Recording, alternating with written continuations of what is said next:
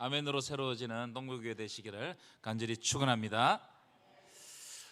여러분 오늘 설교 제목이 뭐죠?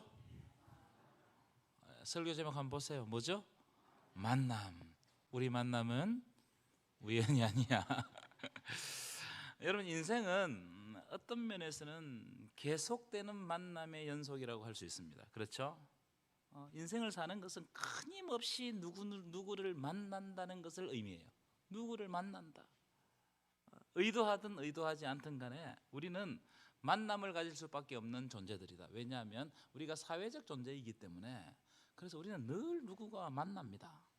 그래서 우리는 늘 만남과 헤어짐을 반복하며 살아가는 것이 우리의 인생이에요. 오늘도 옆 사람 한번 보실까요? 만났는데 반갑습니까? 반갑고 또 저를 보시니까 반갑습니까? 감사해요. 여러분들을 만나고 교우들을 만나고 또 말씀을 전하는 저를 만나고 근원적으로는 오늘 예수 그리스도를 만나기 위해서 이렇게 오신 줄 믿습니다. 자, 그런데요, 우리의 만남 가운데 어떤 만남은 내가 선택할 수 없는 만남이 있어요. 그냥 주어지는 만남이 있습니다. 근데 이런 거죠. 태어나면 누구를 만나죠? 부모님을 만나고 또 형제 자매를 만나고 내가 한국 땅에 태어나서 한국인으로 살고 한국 사람을 만나는 거. 여러분 이런 것들은 내가 선택할 수 없는 거예요. 내 의사와 상관없이 그냥 일방적으로 주어지는 겁니다. 근데 우리가 이렇게 받았어요. 그렇기 때문에 그것 때문에 행복을 느끼는 사람이 있는가 하면 저는 한국 땅에 태어나서 여러분을 만나고 있는 것이 행복해요. 행복을 느끼는 사람이 있는가 하면 이 주어지는 것 때문에 오히려 불행한 사람, 고민을 하는 사람, 고통스러워하는 그런 사람도 있습니다. 또 반면에 어떤 만남은요, 내가 선택할 수 있는 만남도 있어요. 그렇죠? 여러분 어떤 만남이 있겠습니까? 결혼 상대자, 여러분들이 다 선택해서 사시고 계시죠? 지금 원수가 되셨지만 지금 결혼 상대자들 다 선택하셨고, 또 친구를 만나는 것도 마찬가지예요. 진학을 하거나 뭐 직장을 구해가지고 만나는 그 만남도 좋든 싫든 간에 최종적으로 내가 결정하는 겁니다. 내가 결정하면 그때부터 만남이 열리는 거죠. 그렇죠? 그러니까 내가 선택하는 만남이 있습니다. 자, 그런데 제가 앞에서 말씀드렸지만 이 만남에는 복된 만남이 있어요. 행복한 만남이 있어요. 그런데 이 만남에는 만나지 말아야 될 불행한 만남, 어떤 사람을 만나면 너무나 기분이 안 좋은 만남이 있기도 해요. 예전에 여러분 기억하시나 TV 프로그램 중에 TV는 사랑을 싣고 이거 아세요? 이거 만남 프로그램입니다. 이거죠. 뭐 몇십 년 전에 헤어졌던 첫사랑이나 친구나 이웃이나 또 뭐 은사나 뭐 이런 사람들을 이 TV에서 찾아주는 프로그램입니다. 그렇죠? 그래서 그 사람을 추적하잖아요. 추적해 가면 그 이제 옛날 추억이 막 되살아나는 겁니다. 그리고 이제 마지막에 만남을 앞두고 출연자가 어떻게 합니까? 그 사람 이름을 크게 부르잖아요. 그럼 그 사람 이름을 크게 부를 때 TV를 보는 사람도 과연 그 사람이 어떤 사람인가 막 기대를 하며 숨을 죽이면서 보는 거예요. 그리고 그 만나잖아요. 만나게 되면 이 출연자들이 울기도 하고 우는 장면을 많이 봐서 그죠? 눈시울을 적시고 감동하고 막 반갑다고 그러고 안고. 그래서 우리 TV로 보는 우리로 하여금 그 사람의 만남을 통해서 그 사람의 추억으로 돌아가게 해버려요. 놀라운 일이죠. 그 만남이 이런 역할을 한다. 추억을 함께 만들어낸다. 또 제가 아주 어렸을 때인데 이상가족 찾기 특별 생방송 여러분 아시나요? 이거 아시는 분? 이거 아시는 분은 오래된 분이에요. 전쟁 때문에 헤어졌던 가족을 만나게 하는 이렇게 프로그램이잖아요. 이건 여러분 엄청난 감동을 주었습니다. 그렇죠? 여러분 울었어요, 안 울었어요? 많이 울었습니다. 이 대한민국을 한번 들었다 놨어요. 이 노래 여러분 아세요? 누가 이 사람을 이 노래가 쫙 흘러 나오면서 이제 만남을 매칭시켜주는. 여러분 이렇게 만남이라는 것은 우리를 기대하게 해요. 우리에게 감동을 줍니다. 추억을 막 되살려요. 그러나 행복하지 못한 만남도 있어요. 여러분, 행복하지 못한 만남. 여러분, 요즘 강력범죄가 얼마나 많이 일어나는지 몰라요. 근데 그 중에 특별히 아내가 남편을 살해하는 장면들이 많아요. 그렇죠? 남편들이요, 조심하시기 바랍니다. 또 남편이 아내를 살해하는 장면도 물론 있고요. 부모들이 아이들을 방치하거나 학대해가지고 살해하는 장면도 있고, 반대로 자녀들이 늙은 부모를 버리거나 학대해가지고 방치해서 죽게 하는 그런 건도 있습니다. 여러분, 이런 만남은 너무나 끔찍한 만남 아니겠어요? 차라리 만나지 말았으면, 안 만났으면 이런 일이 안 일어날 텐데, 안 봤으면 이런 일이 안 일어날 텐데, 그런 만남이 있어요. 성경에도 마찬가지예요. 성경에도 쭉 살펴보시면요, 복된 만남이 있는가 하면은 그렇지 못한 만남이 있어요. 만나지 말아야 될 만남이 있는 것 같아요. 여러분, 복된 만남 대표적인 게 뭐예요? 룻과 보아스의 만남. 이 이야기는 너무나 아름다운 이야기입니다. 룻은 이방 여인이자 모압 여인이잖아요. 그런데 베들레헴의 유력한 사람 보아스를 만나요. 보아스를 만나면서 그 인생이 다 찌그러졌는데 보아스를 만남을 통해 가지고 그 인생이 회복되는 거예요. 그리고 다윗의 족보에 올라가는 거예요. 이게 이 만남은 룻에게는 너무나 복된 만남이에요. 여러분에게도 이런 만남이 있기를 간절히 축원합니다. 다윗과 요나단의 만남 여러분 잘 아시죠? 이 만남도 너무나 아름다운 만남입니다. 이 복된 만남이란 말이에요. 열왕기상 18장에 보면 이런 대목이 있어요. 요나단의 마음이 다윗의 마음과 하나가 되었다. 요나단의 마음과 옛날 성경에는 연락되었다. 마음이 막 통해버린 겁니다. 여러분, 사람을 만날 때 통하는 사람이랑 만나는 게 좋아요? 안 통하는 사람이랑 만나는 게 좋아요? 마음이 통하는 거예요. 그래서 자기 생명같이 사랑했다. 언약을 맺어요. 생명의 언약을 맺어요. 여러분, 이런 만남은 너무나 아름다운 만남이에요. 여러분들에게도 이런 믿음의 그 친구들이 있어야 됩니다. 그래서 다윗이요, 요나단이 죽고 난 다음에 요나단의 아들 무비보셋을 자기 자식처럼 사랑하고 자기의 식탁에서 왕자처럼 식사하게 해요. 그를 평생 책임져 주는 겁니다. 여러분, 얼마나 아름다운 만남입니까?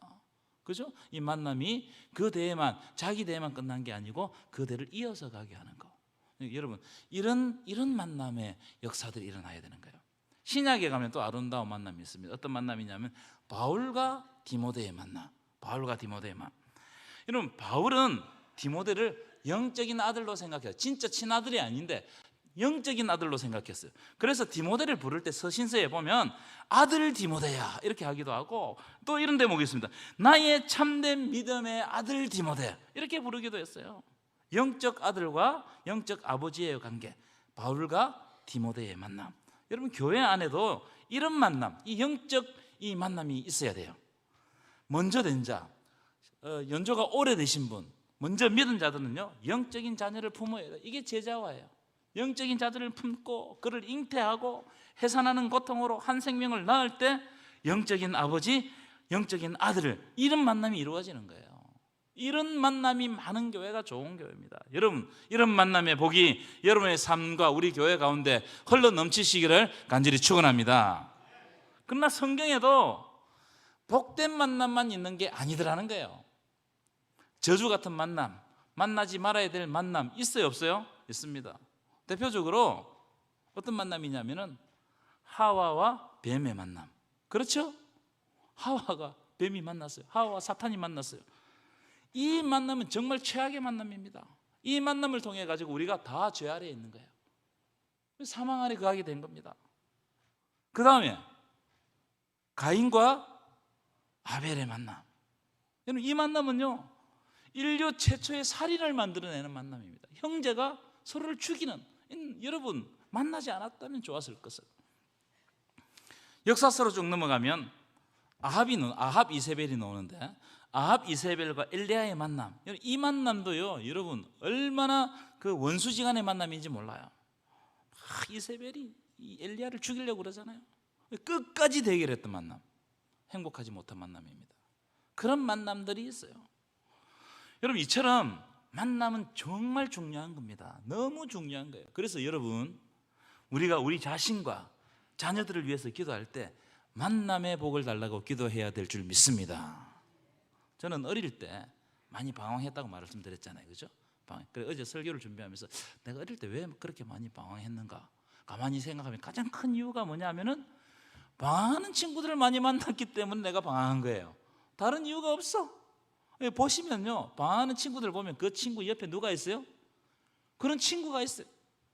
그러니까 누구를 만나느냐, 내가 있는 자리가 어떤 자리냐, 이게 굉장히 중요하다. 제가 청년부를 지도할 때 어떤 여청년이 있었는데요, 이 청년은 정말 순진한 친구입니다. 착한 애예요. 그리고 섬기기도 잘하고 신앙생활도 잘하고 뭐 교회 학교도 잘 섬기고 또 교회 교우 관계들이 너무 좋은 친구인데, 근데 이 친구가 어느 날 시민단체에 들어갔어요. 그리고 몇 달 후에 보니까는 이 친구의 성격이 완전 달라져 버렸어요. 저는 시민단체를 폄훼할 생각이 전혀 없어요. 어쩌면 시민단체는 우리나라에 꼭 필요한 단체라고 할 수도 있겠죠. 그런데 제가 놀랐던 것은 이 청년이 그렇게 좋았던 관계들이 깨지고 틀어지고. 그래서 여러분, 누구를 만나는가, 누구에게 영향을 받는가, 어떤 눈으로 세상을 보는가, 이건 굉장히 중요한 문제예요. 그래서 여러분, 나와 우리 자녀에게 만남의 복을 달라고 기도해야 되는 거예요. 여러분, 여러 가지 기도 제목이 있지만 하나님, 오늘도 우리가 사람을 만날 것인데 그 사람을 만날 때 하나님께서 역사하시고 이끌어 가시는 만남이 우리와 우리 자녀에게 넘쳐나게 하여 주옵소서. 이것을 위해서 기도해야 됩니다. 자, 그런데 이 성경은 인생에 있어서 가장 궁극적인 만남을 예수 그리스도의 만남이라고 생각하고 있습니다. 예수 그리스도의 만남이라고 우리들에게 말해주고 있어요. 예수를 만나는 것, 예수 그리스도를 만나는 것이 가장 궁극적인 만남이다. 여러분, 요한복음의 주제도 마찬가지로 생각해요. 어떤 신학자는 요한복음을 만남의 복음서라고 했어요. 그렇게 주석을 했어요. 만남의 복음서. 무슨 말이냐면 그만큼 요한복음 만남이 중요하다. 하나님의 아들 구원자 예수 그리스도와 인간의 만남을 기록하고 있는 복음서가 요한복음이다. 하나님의 아들이 누구를 만나고 그 사람을 통해 가서 어떤 일이 발생했는가, 이것이 바로 요한복음의 기록 목적이에요. 요한복음 1장에는 아주 중요한 만남이 나와요. 아주 중요한 만남. 첫 번째 만남이 뭐냐면은 세례 요한과 예수님과의 만남이에요. 굉장히 중요한 만남이죠. 여러분, 세례 요한은 예수님보다 먼저 온 자입니다. 그럼 왜 먼저 왔어요? 여러분, 세례 요한이 왜 먼저 왔습니까? 이 이유가, 세례 요한이 먼저 온 이유가 세례 요한의 사명인 겁니다. 세례 요한이 예수님보다 먼저 온 것은 예수님에 대해서 정언하기 위해서, 그 길을 예배하기 위해서 세례 요한이 온 거예요. 그래서 주의 길을 곧게 하는 광야에서 외치는 자의 소리가 세례 요한인 겁니다. 그런데 세례 요한은 예수님 앞에서 자기를 어떻게 평가했느냐면, 나는 앞으로 오실 메시아가 오실 것인데 그분의 신발끈 풀기도 감당하지 못할 부족한 사람이다. 그렇게 이야기했어요.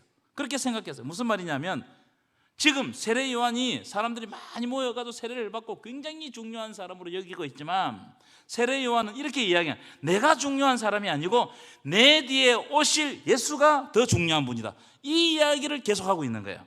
다시 말하면 내가 진짜가 아니라는 거예요. 내가 진짜가 아니고 내 뒤에 오실 그분이 진짜다. 그분이 메시아다. 그래서 그분을 믿고 만나는 것이 매우 중요하다. 나는 물로 세례를 주지만 내 뒤에 오시는 분은 뭐로 세례를 준다고요? 성령으로 세례를 주신다는 거예요. 그래서 급이 다르다. 급이 다르다. 무슨 말이냐면, 여러분, 세례 요한은 마치 달을 가리키는 손가락입니다. 진짜 달은 아니에요.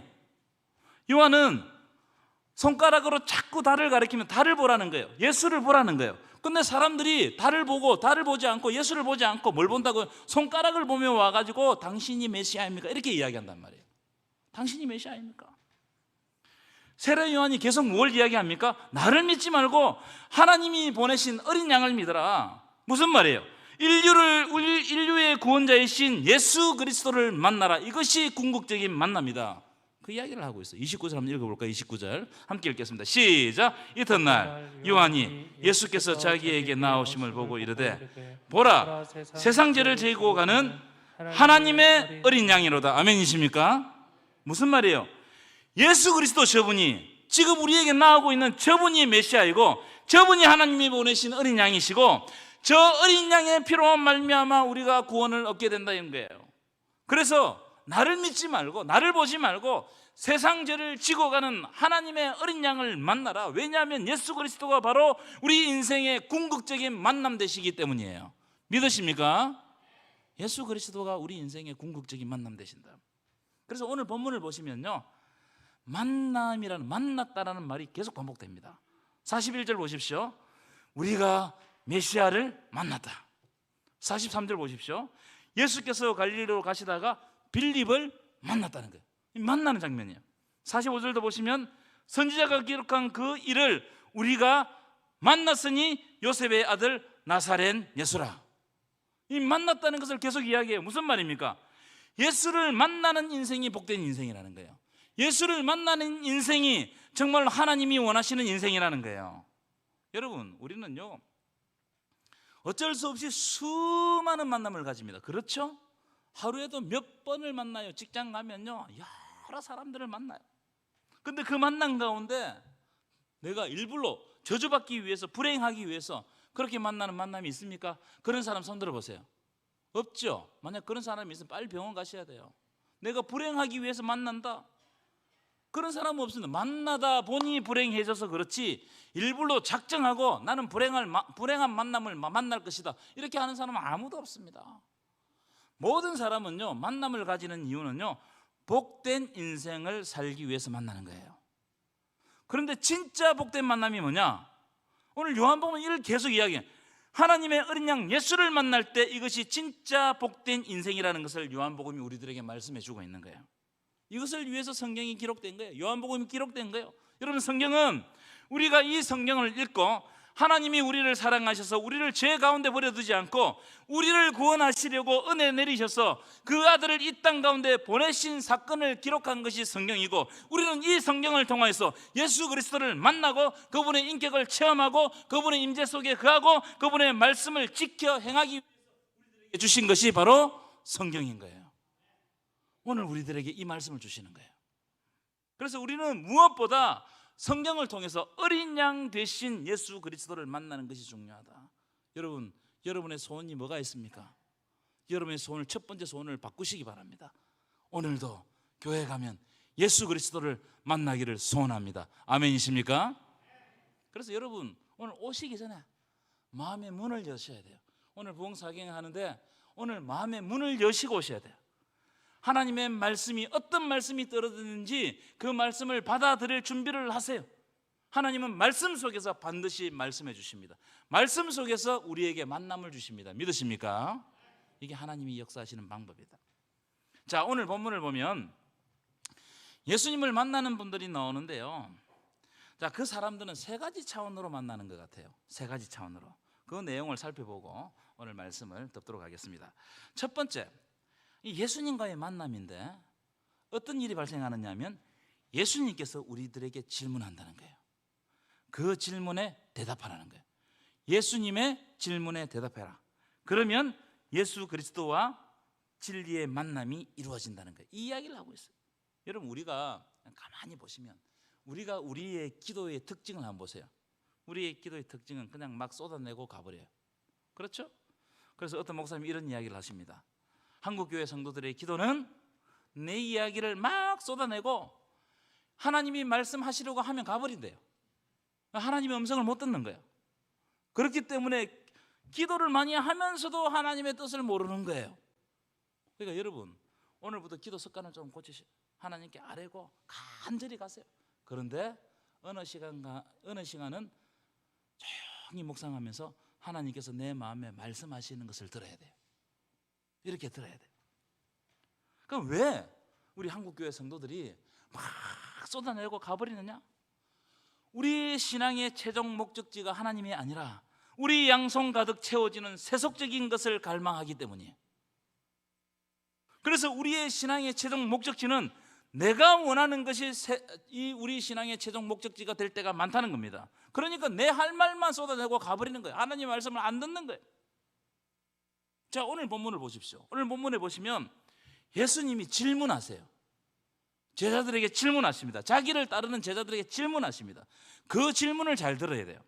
뭐라고 질문하시느냐? 자, 38절 보시면, 자, 한번 읽어볼까요? 시작. 예수께서 함께 읽겠습니다. 시작. 예수께서 돌이켜 그 따르는 것을 보시고 물어 이르시되 무엇을 구하느냐 됐어요.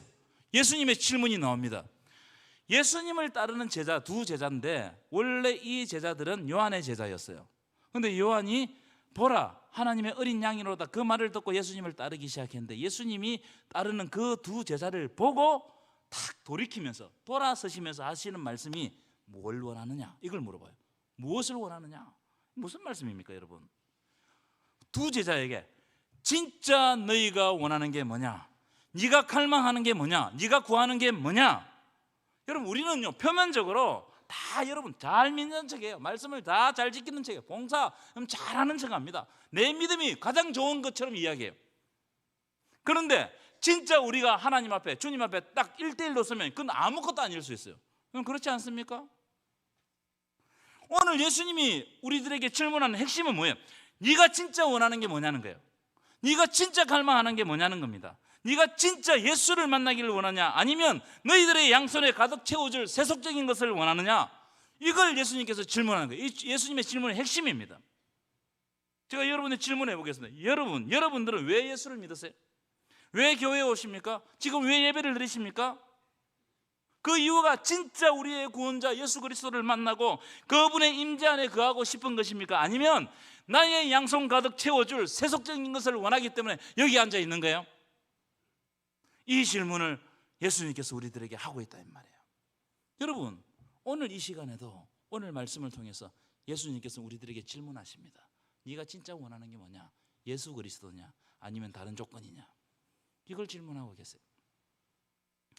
예수님의 이 질문에 두 제자가 대답을 하면서 도로 예수님께 질문을 해요. 질문을 합니다. 어떻게 질문하느냐 하면은 38절 다시 보면 랍비여 어디 계시냐니까. 이 세번역 성경을 보니까요. 선생님 어디에 묵고 있습니까? 이렇게 질문했어요. 무슨 말이죠? 예수님이 지금 계신 곳을 알고 싶은 거예요. 예수님이 진짜 거하는 곳을 알고 싶은 거예요. 여러분 복음서를 보면 예수님이 3년 동안 공생애 하시면서 머무는 곳이 있었습니까? 없었습니까? 어떤 특정한 곳이 있었어요? 없었어요? 예수님이 이렇게 말씀하십니다. 여우도 굴이 있고 공중의 새도 거처가 있을 때 인자는 뭐 둘 곳이 없다? 머리 둘 곳이 없다. 예수님은 거처가 없었어. 가진 게 없었어요. 집도 없었어요.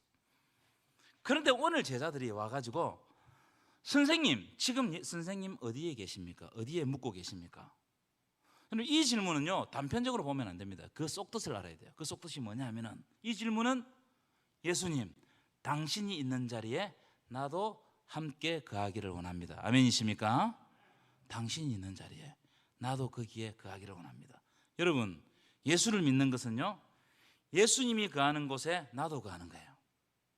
예수님이 가시는 곳에 나도 가는 거예요. 예수님이 십자가를 질 때 나도 지는 거예요. 아멘이십니까? 이게 진짜 예수를 믿는 거예요.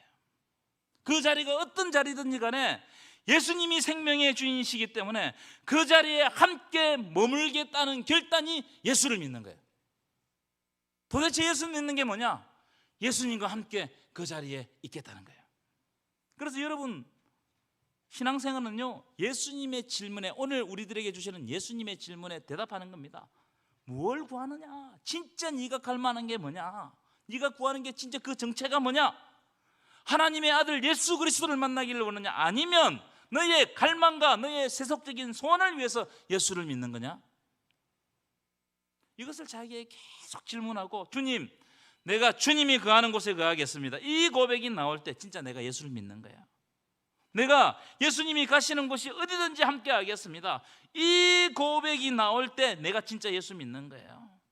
여러분 이런 고백이 여러분의 입술을 통해서 고백되기를 간절히 축원합니다. 그게 진짜 예수를 믿는 거예요. 예수 믿는 것은 예수님과 함께 가는 거예요. 두 번째 오늘 본문에는 두 문장이 반복됩니다. 비슷한 문장인데요. 첫 번째는 와 보라 와서 보라 이렇게 말씀을 하고 있고 예수님의 말씀이에요. 두 번째는 뭘 하라고요? 나를 따르라. 이게 딱 나오고 있어요. 아주 특징적이죠.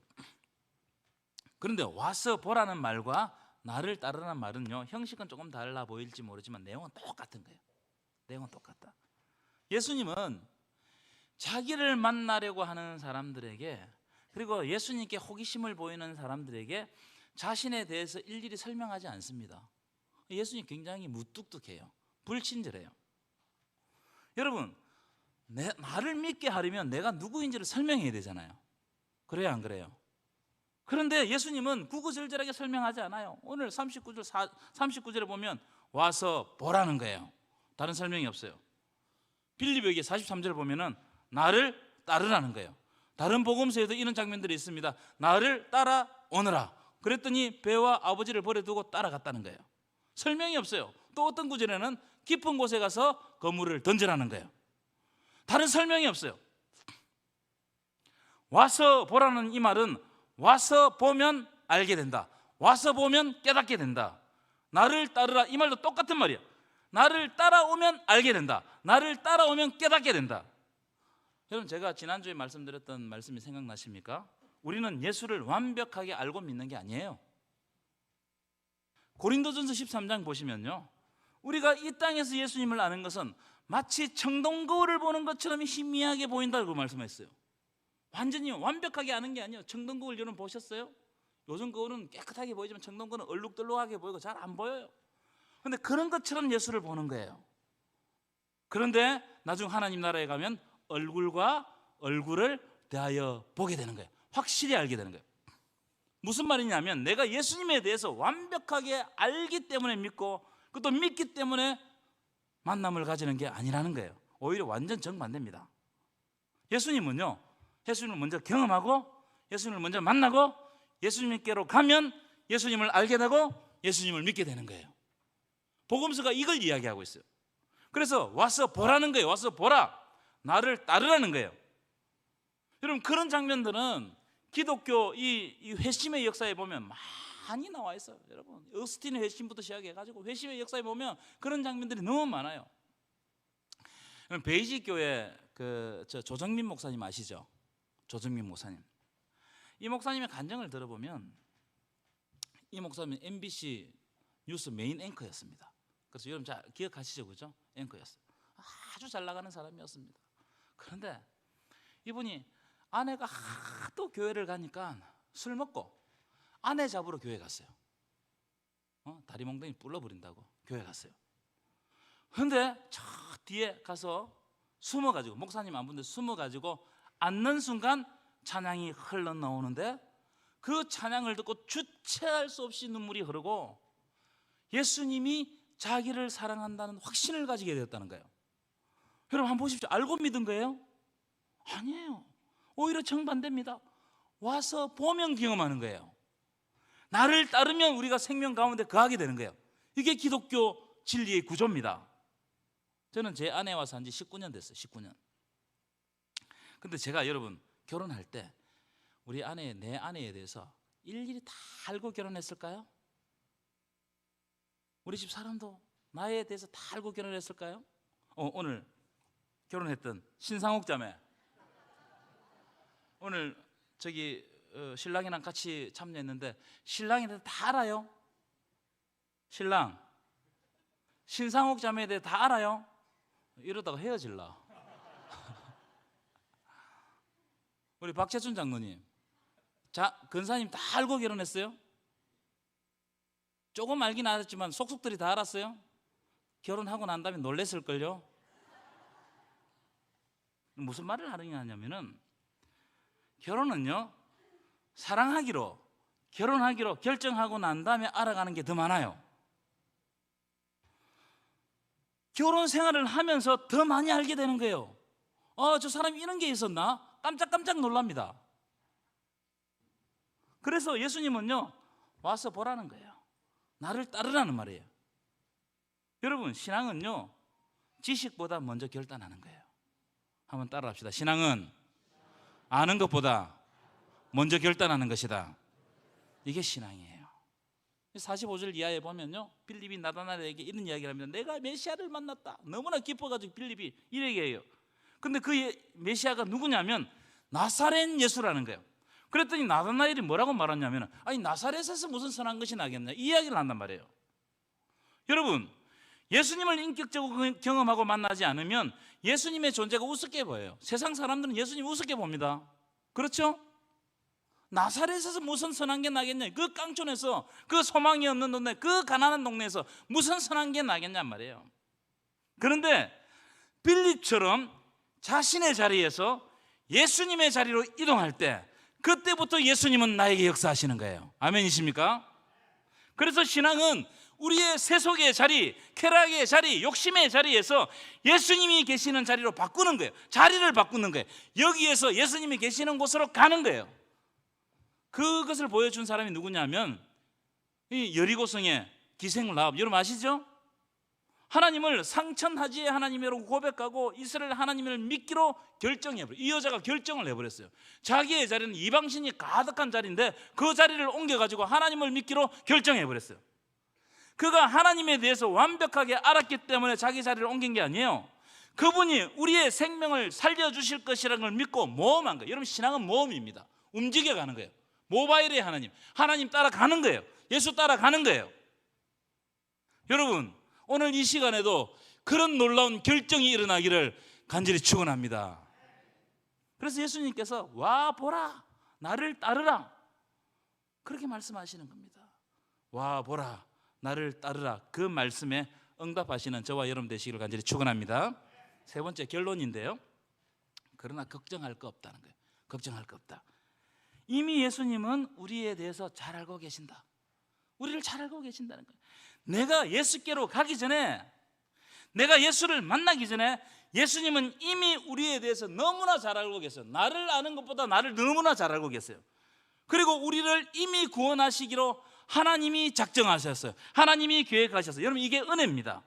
이미 은혜 주시기로 작정했더라. 여러분, 기독교는 은혜가 먼저 와요. 은혜가 먼저 와야 우리가 하나님을 아는 거예요. 은혜가 먼저 와야 예수를 만나는 거예요. 은혜가 먼저 올 때 예수 그리스도의 말씀이 들려오는 거예요. 그러니까 여러분이 오늘 온 것은 은혜가 먼저 왔어요.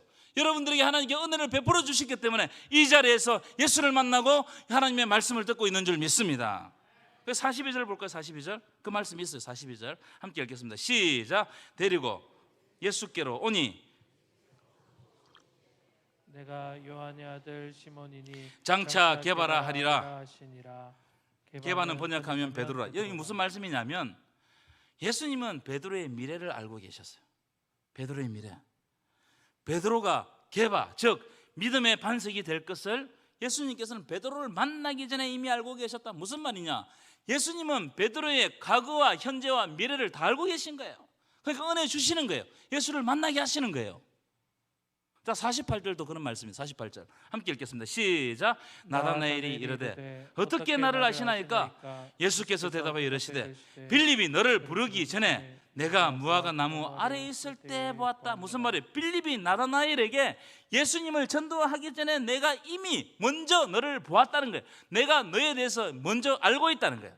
그래서 은혜가 먼저 오는 거예요. 은혜가 하나님이 알고 계시는 거예요. 여러분, 그냥 우연히 이 자리에 참여한 게 아닙니다. 하나님이 알고 계시고 우리 마음에 감동 주시고 이 자리에 앉게 하시고 오늘 예수님의 말씀을 듣게 하십니다. 이것이 바로 예수님과의 우리의 만남입니다. 믿으십니까? 여러분, 이번 한 주 이미 우리를 알고 계시고 이미 우리를 구원하시기로 작정하시고 이미 우리에게 은혜 주시기로 결정하신 하나님의 은혜가 여러분 삶 가운데 흘러넘치시기를 간절히 축원합니다. 기도하겠습니다. 먼저 우리에게 은혜 주시는 하나님 아버지, 수많은 만남 가운데 우리를 예수 그리스도와 만나게 하심을 진심으로 감사를 드립니다. 하나님 아버지, 이번 한 주 살아갈 때 네가 무엇을 구하느냐 하시는 예수님의 질문을 마음에 담고 살아가게 하시고, 와서 보라, 나를 따르라고 하시는 예수님의 말씀에 순종하는 한 주간이 되게 하여 주옵소서. 먼저 우리를 알고 계셔서 우리를 구원하시는 예수 그리스도의 이름으로 간절히 기도하옵나이다. 아멘.